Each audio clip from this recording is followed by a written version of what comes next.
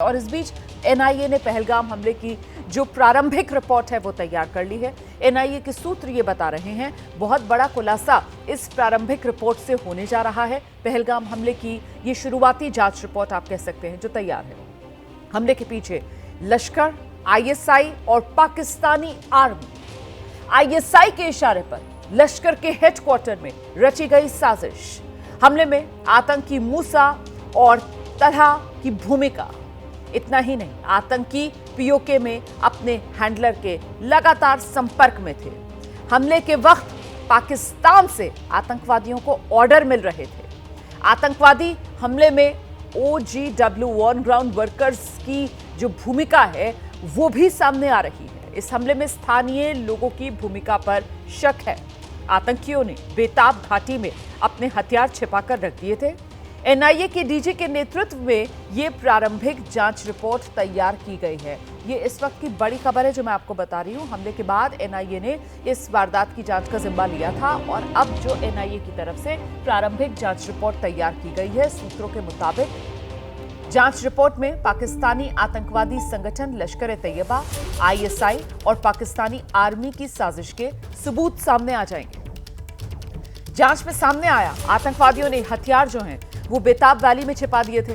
प्रारंभिक जांच रिपोर्ट में जो OGWs हैं उनका जिक्र भी किया गया है कि आतंकी हमले में जो ओवरग्राउंड वर्कर्स हैं उनका सहयोग, उनका साथ इन आतंकवादियों को मिला और इसी वजह से ऐसी दरिंदगी ये आतंकवादी करने में कामयाब हुए। ओवरग्राउंड वर्कर्स के कॉन्टैक्ट की एनआईए ने एक लिस्ट तैयार की है।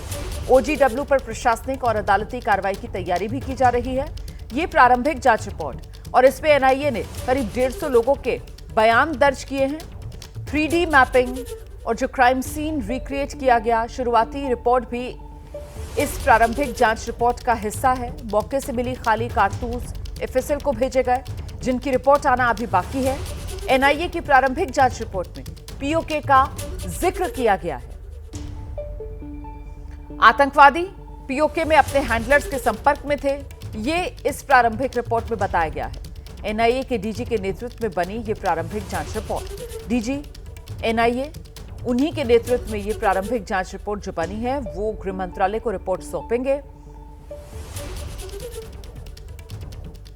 इस बीच आपको सीधे लेकर चलेंगे, हमारे साथ हमारे दो सहयोगी इस वक्त मौजूद हैं। न्यूज रूम से मेरे साथ मेरे सहयोगी नीरज राजपूत और साथ ही पहलगाम से हमारे साथ इस वक्त अहमद बिलाल भी मौजूद हैं। जरा पहले बिलाल के पास आपको लेकर चलेंगे और बिलाल से ही जान लेते हैं ये प्रारंभिक जांच रिपोर्ट एनआईए की तरफ से तैयार कर ली गई है। बिलाल, क्या जानकारी मिल रही है?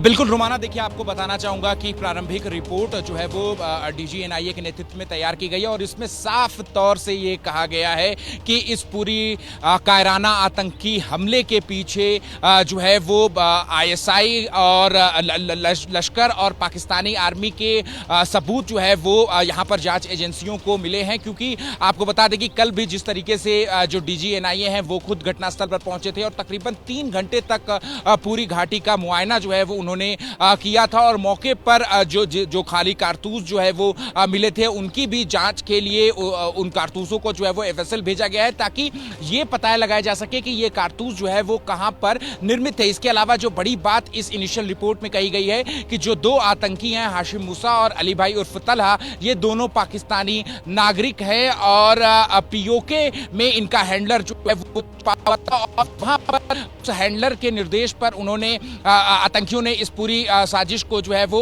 अंजाम दिया। और इसके अलावा हम आपको ये भी बता दें कि डीजी एनआईए जो है वो भी इस वक्त अभी श्रीनगर में मौजूद हैं और पहलगाम आतंकी हमले में जो एनआईए के जो अधिकारी हैं, इसके अलावा बाकी जांच एजेंसियों के जो अधिकारी इस मामले को देख रहे हैं, उनके साथ एक उच्च स्तरीय बैठक भी जो है वो डीजी एनआईए की ओर से जो है वो की जा रही है। एक रिव्यू मीटिंग जो है वो की जा रही है। तो लगातार जो है वो पहलगाम हमले की जो साजिश को बेनकाब करने के लिए जो जांच एजेंसियां हैं वो आगे बढ़ रही हैं और एक बार फिर से आज भी वेस्टर्न घाटी में जो 3D मैपिंग और मेटल डिटेक्टर के जरिए जो पूरी घाटी का मुआयना है वो किया जा रहा है, क्योंकि इसकी एक वजह ये भी सामने आ रही है क्योंकि बैसरन घाटी के जो ऊपर का इलाका है वो बेहद घना जंगल है, कई गहरी गहरी गुफाएं हैं उसके अंदर। ऐसे में आतंकियों के भागने में और छिपने में वो जो भौगोलिक स्थिति है उनका कहीं ना कहीं उनको सहायता मिल रही है, जिस वजह से जो जांच एजेंसियां हैं वो मेटल डिटेक्टर और 3D मैपिंग के जरिए कोई भी छोटे से छोटा सुराग जो है वो तलाशने की कोशिश में जुटी हुई हैं, ताकि जिससे जो आतंकी हैं उनके एंट्री और एग्जिट रूट का जो है वो पता लगाया जा सके। रुमाना।